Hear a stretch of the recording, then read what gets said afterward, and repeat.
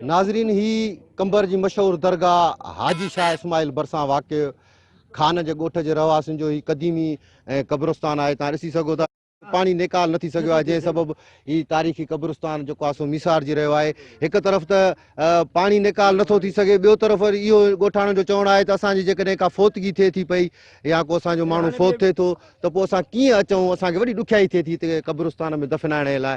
तव्हां हीउ ॾिसी सघो था, हीउ कब्रिस्तान आहे, हे ॻोठाणा बि बीठा आहिनि, हिन ते एहतिजाज बि कयो आहे। असां हिननि सां बि ॻाल्हि ॿोल कंदासीं त हुननि कंहिं वटि दायो आहे या हुननि खे कहिड़ी तकलीफ़ अचे थी पई।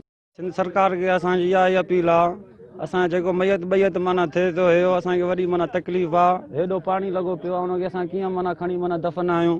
ॾाढो हिन मुक़ाम जे लाइ पाणी बीठो आहे, हो असां खणूं त काॾे खणूं, पाणी में हिते पूरियूं था, ॾाढा ॾुखिया थिया त हिन में को असां घिरऊं न अधु ताणी हलिया वेंदासीं। निकाल कोन्हे, काॾे कढियूंसि सम्झी सही। ॿ टे चकर असां दाह ॾिनो अथव, वीडिया आई आहे, ॻाल्हि नथा मञनि असांजो। इहो ॾिसो था पाण ई क़ब्रिस्तान जो हाल, पाण ई ॾिसो था, अॻिते बि ॾिसो था वीडिया वारो, अॻिते बि ॾिसो।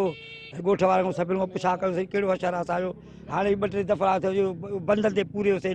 ॻोठाणनि जूं तव्हां ॻाल्हियूं ॿुधियूं, हिननि जो इहो चवणु आहे त असांखे डिप्टी कमिश्नर साहब हीअ असांजे कब्रिस्तान मां पाणी निकाल कराए त जीअं असांजे वॾनि जूं जेके क़बरूं आहिनि, जेके असांजूं निशानियूं आहिनि, उहे मेसारजण खां बची सघनि। कैमरामैन अली अकबर सां गॾु रहीम मंगी, सिंध टीवी न्यूज़ कंबा।